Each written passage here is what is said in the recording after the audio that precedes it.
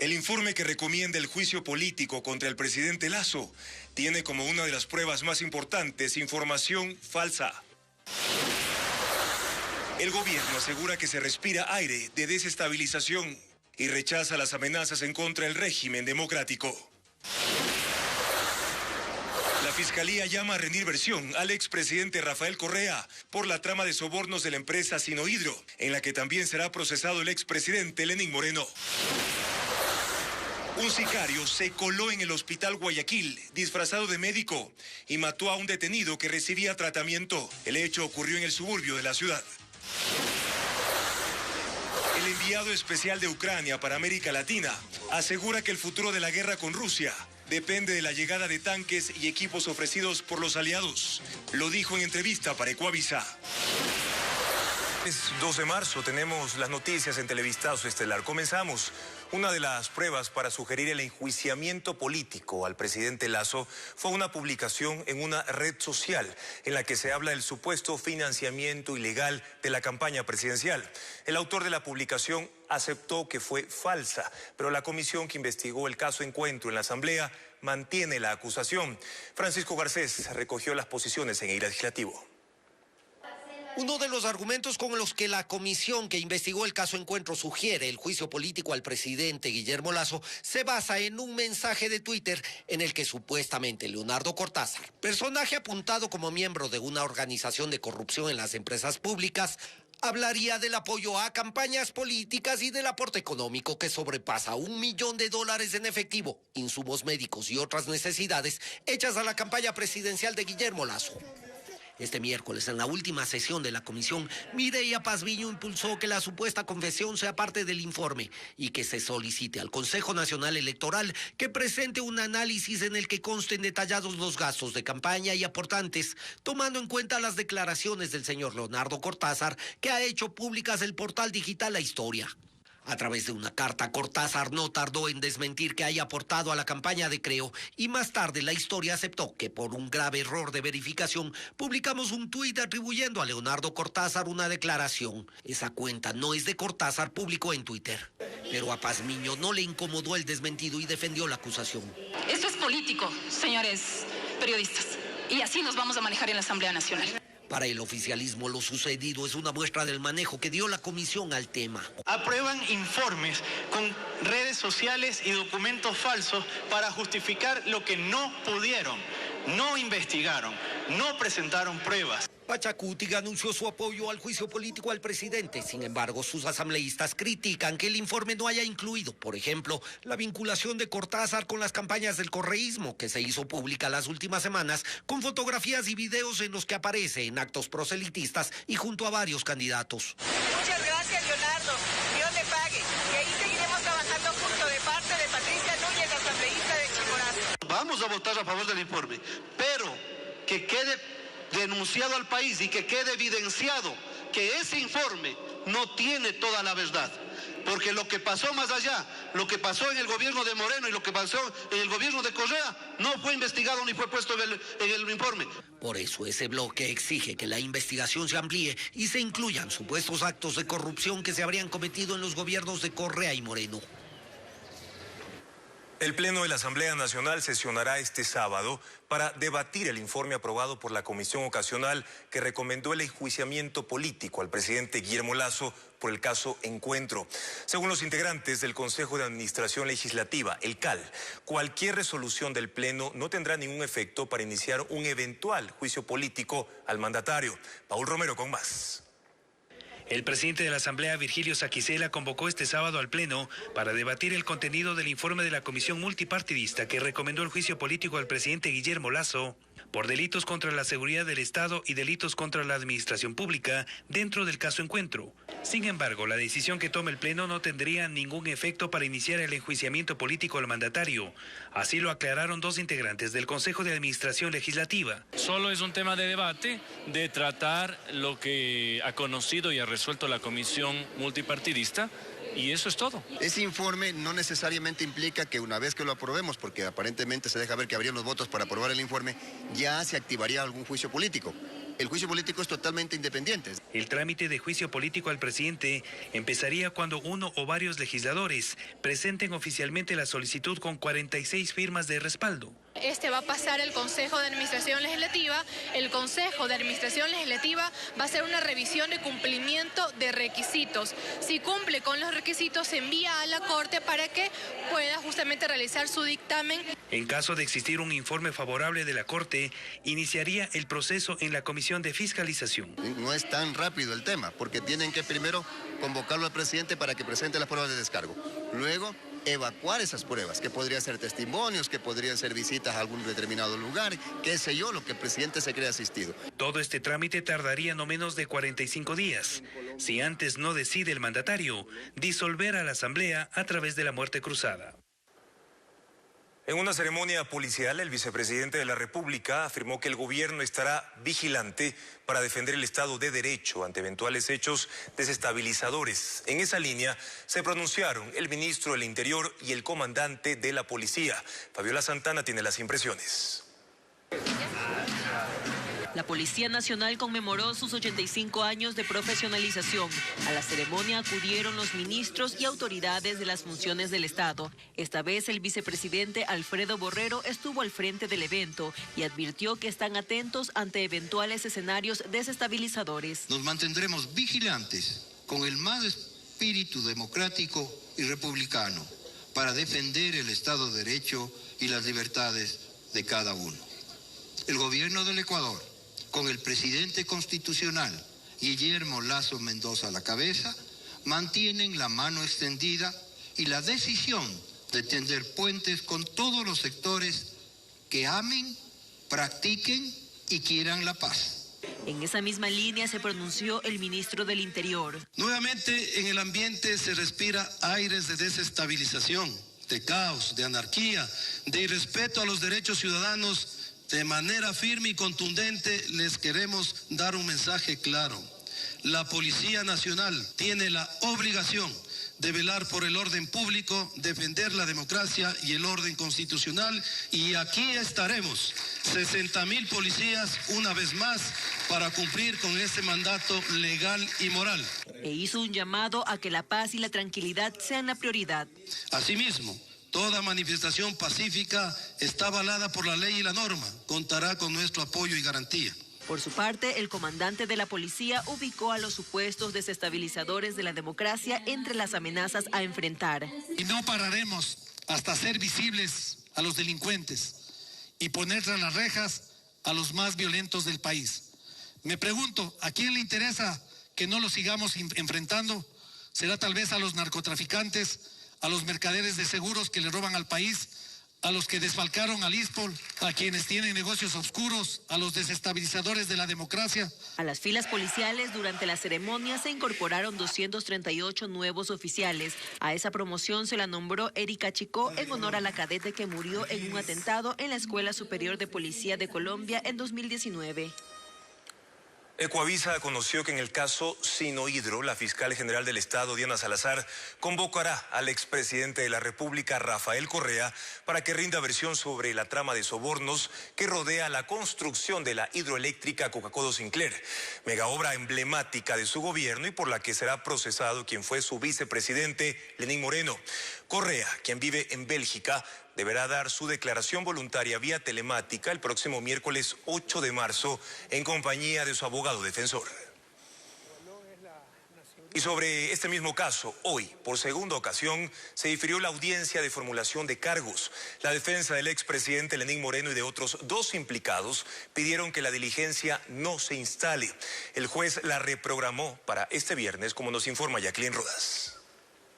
Tras un primer diferimiento, se esperaba que la tarde de este jueves se instale la audiencia para formular cargos a 37 implicados en el caso Sinohidro, entre ellos el expresidente de la República, Lenín Moreno, quien desde Paraguay se conectó por internet. Pero su defensa y la de otros dos procesados pidieron que otra vez se posponga. El día de ayer nos aprobaron la entrega de copias a las 4:30 y es un tema imposible haber obtenido 298 cuerpos para el día de hoy. con lo cual actualmente tampoco tenemos las copias. Es decir, usted va a pedir nuevamente que se difiera. Me ratificaré. El juez Luis Adrián Rojas llamó la atención por los términos en los que se expresaron algunos abogados y finalmente concedió el diferimiento. Para que no se diga después que estamos profanando el libre derecho de defensa. La diligencia se desarrollará el día de mañana a las 9 horas. Mi palabra. En esta causa, la Fiscalía sostiene que entre 2009 y 2018 operó una estructura de corrupción que recibió $76 millones de la empresa Sinohidro. Serían sobornos por la adjudicación del contrato para la construcción de la hidroeléctrica Coca-Codo Sinclair. Señalan a Lenin Moreno, su círculo familiar y de amigos, los directivos de la compañía china, abogados y exfuncionarios públicos, de conformar la supuesta trama para beneficiarse directa o indirectamente. En audiencia que empezará este viernes, se analizarán las medidas cautelares para los procesados. No cabe la prisión preventiva por dos condiciones de vulnerabilidad que tiene el señor. Aparte de ser una persona con discapacidad, es una persona que el 19 de marzo cumple 70 años. Por el número de procesados se espera que la diligencia se extienda por varios días.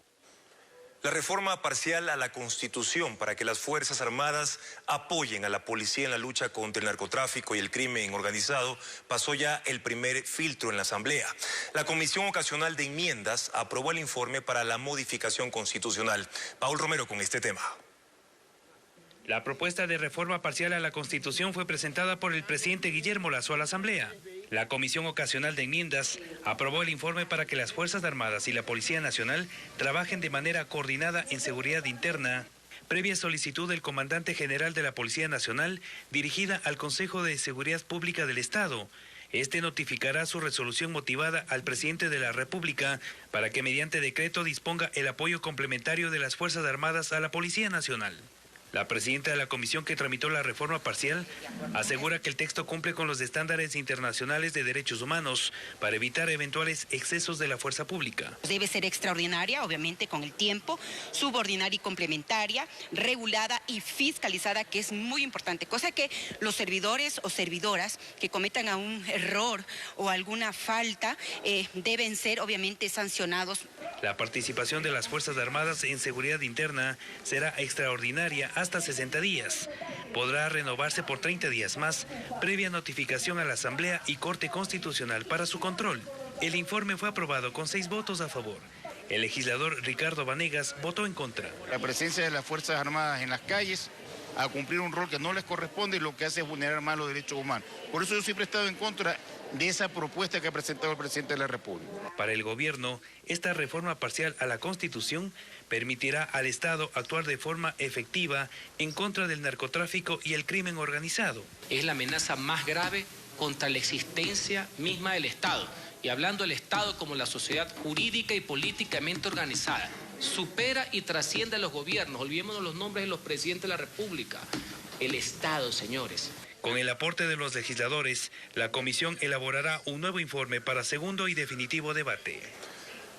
Gremios de pacientes advierten que la crisis por falta de medicinas se ha profundizado en los hospitales de la Seguridad Social, mientras el IES pretendía invertir más de $800.000 en una campaña comunicacional y aunque el proceso ya fue declarado desierto, aún persiste la necesidad institucional. Carla Delgado nos amplía. Es evidente que la Seguridad Social no ha resuelto la falta de insumos y medicamentos en sus hospitales. La mañana de este miércoles, varios pacientes hacían públicas sus quejas. Nos han mandado a comprar unas ampollas, nos han mandado a comprar pastillas, jeringuillas, o sea, todo eso nos han mandado a comprar. Ayer me mandaron a hacer unos exámenes aquí en Damet, también aquí en los laboratorios. ¿Exámenes? De laboratorio, de la creatinina, de la urea, de la... ¿Adentro no pueden hacerle? Que no tienen los ¿cómo se llaman? Los aditivos para la sangre, que no tienen. Y a pesar de que esta debería ser una de las prioridades del organismo, se conoció que el IES había iniciado un proceso de contratación para desarrollar una estrategia de comunicación por un monto de $890.000, básicamente para que la ciudadanía conozca las prestaciones y servicios que ofrece la institución. Y aunque la contratación fue declarada desierta por no haberse conformado debidamente la comisión técnica, la necesidad institucional persiste según detalla el proceso. El presidente de la Fundación Pacientes de Ecuador considera que esta intención debe ser dada de baja de forma definitiva, pues la crisis en los hospitales de la red del IES se ha profundizado. A lo largo de estas últimas casi 2 décadas, el gasto en publicidad de las instituciones públicas en el Ecuador ha superado con creces la inversión en salud. ¿Por qué? Porque es muy fácil disfrazar la corrupción a través de los contratos de publicidad de las entidades públicas. También desde la Alianza Nacional por la Salud sostienen que quienes dirigen al organismo no han terminado de entender las necesidades de los pacientes, que hoy corren riesgo por la falta de atención oportuna. ¿Cómo podemos hablar de una campaña con esa cantidad de recursos? Se podrían hacer grandes cosas. Mientras que desde la Comisión Nacional Anticorrupción aseguran se mantendrán vigilantes. Hay que ahorrar recursos y hay que dar calidad de atención. Aquello no se lo hace con propaganda, se lo hace con una voluntad de trabajo, con capacidad, pero sobre todo con transparencia. En la Seguridad Social ofrecieron darnos una entrevista. Sin embargo, hasta el cierre de este reportaje, seguimos a la espera. El ministro de Economía y Finanzas, Pablo Arosemena, señala que se trabaja en el cumplimiento de la disposición presidencial de incrementar la inversión social para 2023. Descartó que se vayan a tomar recursos de la Reserva Monetaria Internacional y respondió a las críticas del Consejo de la Judicatura por los recortes presupuestarios a la función judicial. El ministro de la Economía, Pablo Arosemena, sostiene que habrá más inversión social en el 2023, que esa es la disposición presidencial. La priorización es la mayor inversión social, obra vial y seguridad. Eso es lo que se necesita para aumentar el bienestar de toda la ciudadanía. Al ser consultado sobre la falta de medicinas en los hospitales y de equipamiento para la Policía Nacional, el ministro señaló lo siguiente. Nosotros asignamos los recursos, conseguimos los recursos, somos el tesorero, no somos el ejecutor de los presupuestos de las distintas carteras de Estado. Yo puedo garantizar que la visión del presidente Guillermo Lasso se ha cumplido y se está cumpliendo de conseguir recursos y asignarlos a cada una de las distintas carteras. Y negó que el gobierno no esté haciendo obras. Enumeró algunas de ellas que bordean los 5.000 millones de dólares en inversiones. Lo que ya se hizo el año pasado suman 1.871 millones de dólares en el plan anual de inversión. Luego tienes un plan anual de inversión de 1.871 millones de dólares para este año también. Y adicionalmente se está haciendo la gestión para poder conseguir más recursos. Entonces cualquier persona que quiere instalar la narrativa que no han hecho una obra está en el juego antipatriótico de mentirle descaradamente a la gente. Arosemena criticó a los integrantes del Consejo de la Judicatura que acusan una reducción presupuestaria, según ellos, para ahogar a la función judicial. El presupuesto de la función judicial son 347 millones de dólares. Prácticamente la inmensa mayoría de eso es gasto corriente, que ellos han presupuestado y han aumentado su gasto corriente para este año. Cuarto, el año pasado ejecutaron 94%, es decir, fueron incapaces de ejecutar el 100%. Y 5, aquí estamos para ayudar, pero están buscando en un cajón lo que está en otro cajón, porque para poder hacer un proyecto de inversión tienen que ir a Planifica. Eso no se maneja en el Ministerio de Economía y Finanzas. Contó que para invertir más se busca financiamiento. Descartó que se vaya a meter mano a la Reserva Monetaria y enumeró las razones. La reserva no es ni de los políticos ni del gobierno de turno. Número 2, la reserva le pertenece a los afiliados a la Seguridad Social, a las juntas parroquiales, municipios, prefecturas y a los depositantes de la banca privada del sistema financiero. Número 3, gobiernos anteriores. El socialismo del siglo XXI reventó las arcas también del Banco Central y le hizo un hueco que todavía no se cierra de más de 7.000 millones de dólares. Y número 4, lean el COPLAFIP, por el amor de Dios, lean la ley. Es ilegal lo que proponen. Entonces, qué divertido que es esto, ¿no? Cualquier persona habla cualquier barrabasada y uno tiene que tener la paciencia por explicar. Lo que proponen es ilegal. Cambien la ley, pues si son asambleístas. Agregó que más allá de lo que digan los indicadores de riesgo país, el estado de la economía nacional es bueno y que el problema lo constituyen los políticos. Más adelante en Televistazo, 14 personas naturales y jurídicas son llamadas a juicio por presunto lavado de activos en el caso Leandro Norero.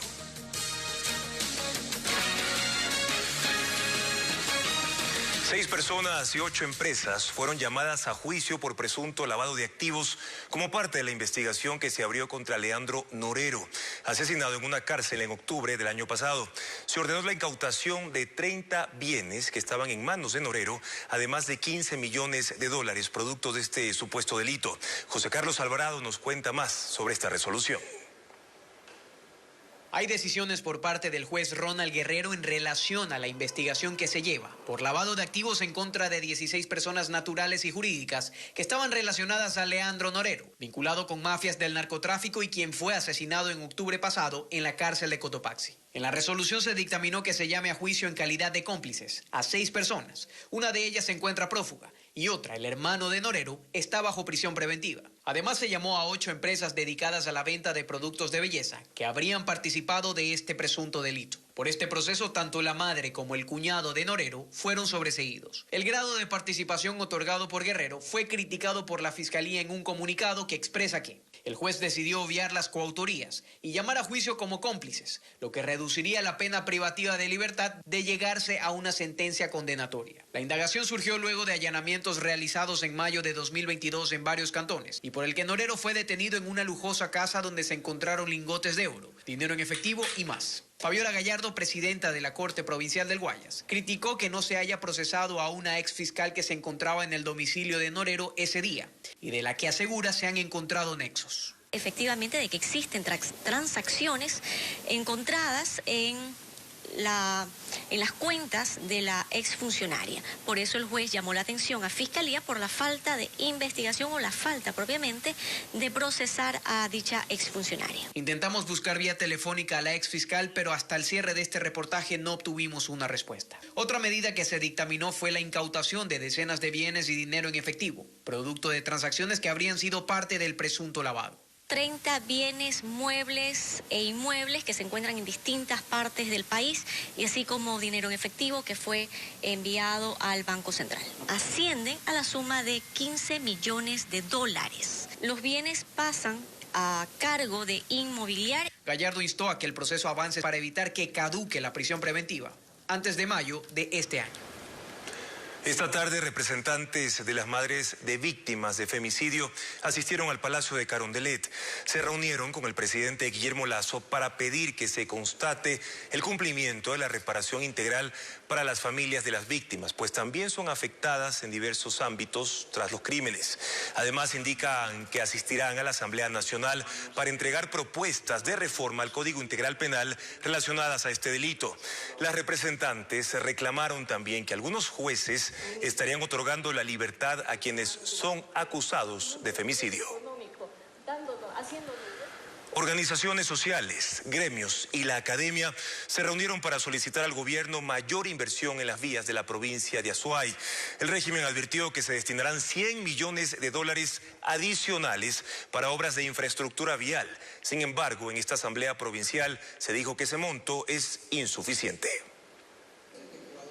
Para reclamar por mejores vías al gobierno central se reunieron 27 organizaciones de la SUAY, entre gremios, universidades, cámaras de la producción y organizaciones civiles. Ellos piden que se declare la emergencia vial provincial. Se hizo un análisis de la mayoría de las vías que están afectadas para hacer un plan emergente de vialidad. Que ese documento lo remitirán al presidente Lasso mientras paralelamente organizan una marcha para dentro de un mes. Nos resta competitividad a todos los sectores, al sector industrial, al sector turístico. Que no hay una vía que se salve, que todas están afectadas, decían, y que no están dispuestos a soportar mucho más. Por la desidia del gobierno nacional, pues, todas las vías, estimado Johnny, todas las vías de la SUAY se encuentran con dificultades de todo orden. El gobierno respondió a través de su representante en la provincia. Indicaron que aplauden la convocatoria, pero que identifican con claridad que hay una intención oculta. No permite que quienes de alguna manera somos el punto de atención podamos explicar,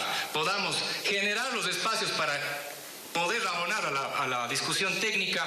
No se nos permite esta participación, pues más bien creo que esta asamblea recae o llega a tener otra finalidad. Y ratificaron el anuncio gubernamental de que se destinará más de 100 millones de dólares para proyectos viales en la provincia. Sin embargo, en la asamblea comentaron que ese valor se queda corto para las necesidades que tienen y que requerirían de al menos 4 veces ese monto. Guayaquil y Durán enfrentan un nuevo brote infeccioso. Se trata de 18 casos de leptospirosis que se confirmaron en ambas ciudades de Guayas. Se trata de una enfermedad que se propaga a través de animales, principalmente por las ratas, cuya población llegaría a 50 millones en el puerto principal. Diego Cuenca nos cuenta más.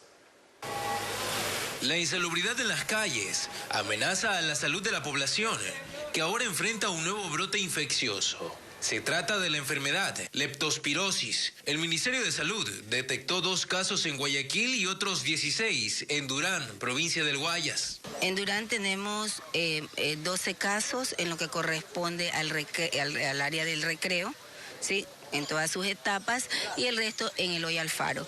Guayaquil, un caso en el sur, en el distrito 1, en la ciudad de la Valdivia, y el otro caso en Paraíso de la Flor, en Bastión, en el norte. Según la Coordinadora Zonal de Salud, la leptospirosis se propaga por la orina de animales contagiados, principalmente de ratas, pero también perros y gatos que adquieren esas bacterias en zonas donde hay aguas estancadas o gran cantidad de basura, como en el recreo, un sector del cantón ferroviario, donde sus habitantes conviven con estos problemas de insalubridad. Gatos, ratas, de todo, tiran carne, tiran todo y por eso se cargan la basura aquí que está. Claro, para aquí a la intemperie. Los síntomas son fiebre, escalofríos, dolor de cabeza, muscular, abdominal, así como vómito, diarrea y coloración amarilla en ojos y piel. La infección puede atacar varios órganos, como corazón y riñones.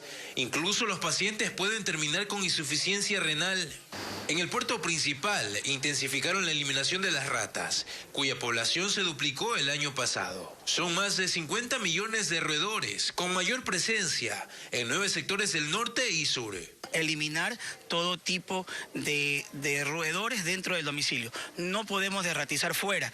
Recuerden que el roedor busca en lluvia estar dentro del domicilio. Las autoridades de salud recomiendan asistir a las unidades médicas ante cualquier síntoma y no automedicarse. La violencia no se detiene en la provincia de El Oro. En menos de 24 horas se registraron 11 asesinatos y un vehículo baleado y quemado. Ya volvemos.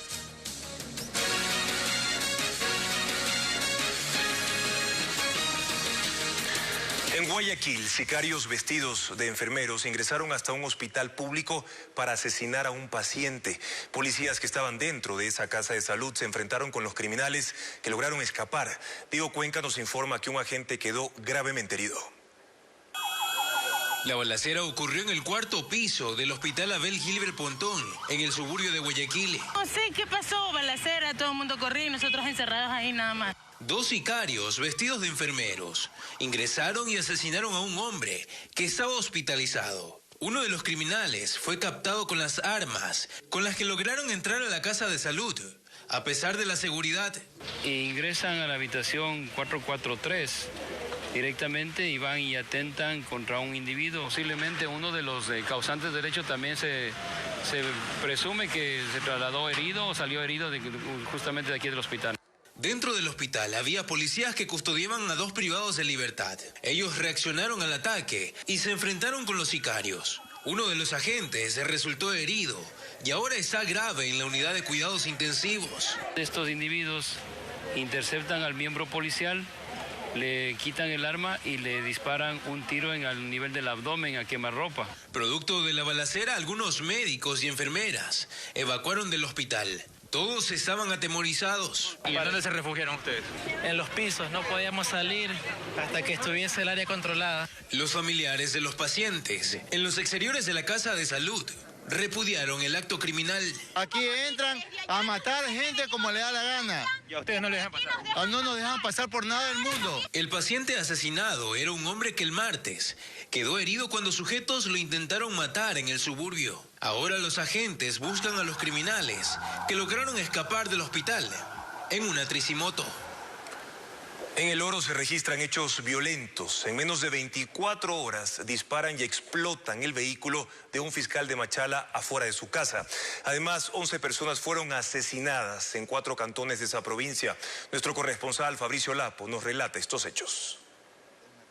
con un artefacto explosivo y cerca de 20 tiros fue atacado el vehículo de un fiscal en Machala la madrugada de este jueves en los exteriores de su vivienda. Según las primeras investigaciones, 4 tipos a bordo de 2 motocicletas llegaron hasta la ciudadela Las Crucitas al ingreso de la capital lorense para ejecutar el ataque. Al parecer utilizaron, en este caso, dinamita, de lo que, en este caso, de acuerdo a los indicios levantados. En la escena quedaron esparcidas partes del carro y la estructura de una carpa ubicada fuera de esta casa. Uniformados encontraron 20 restos de bala, 9 milímetros. El agente fiscal tiene más de 20 años en la institución. De esos, 4 se desempeñó como fiscal provincial de El Oro. Ha estado en otros distritos trabajando a años anteriores. Recién desde el día lunes está aquí como fiscal de aquí de Machala. La violencia en esa provincia cada día aumenta y la ciudadanía cada vez más se siente insegura. Por ejemplo, en 24 horas se registraron 11 muertes violentas en las ciudades de Machala, Pasaje, El Guabo y Huaquillas. La policía logró capturar a 2 hombres como presuntos implicados en la matanza que ocurrió en enero en una urbanización privada en el cantón Daule. Los detenidos son acusados como presuntos asesinos de 5 personas, entre ellos un menor de edad, dentro de esa ciudadela. La aprehensión de los sospechosos ocurrió en Chongón, en Guayaquil, cuando los hombres se movilizaban en varios vehículos. Es probable que 2023 sea un año difícil para la región latinoamericana. Así lo expresa un análisis del Fondo Monetario Internacional en el que se proyecta un crecimiento económico para Ecuador del 3% en este año. El organismo señala también que la creación de empleo y el gasto en consumos y bienes está desacelerándose. El Fondo Monetario Internacional analiza la situación económica de los países latinoamericanos en un contexto post-pandemia. Directivos del organismo multilateral afirman que es probable que 2023 sea un año difícil para la región. Entre las perspectivas económicas que plantea el FMI están desaceleración del crecimiento, inflación elevada e incertidumbre mundial. Hay mucha inconformidad en el tema social. La inflación todavía sigue siendo alta, a pesar de que se ha desacelerado.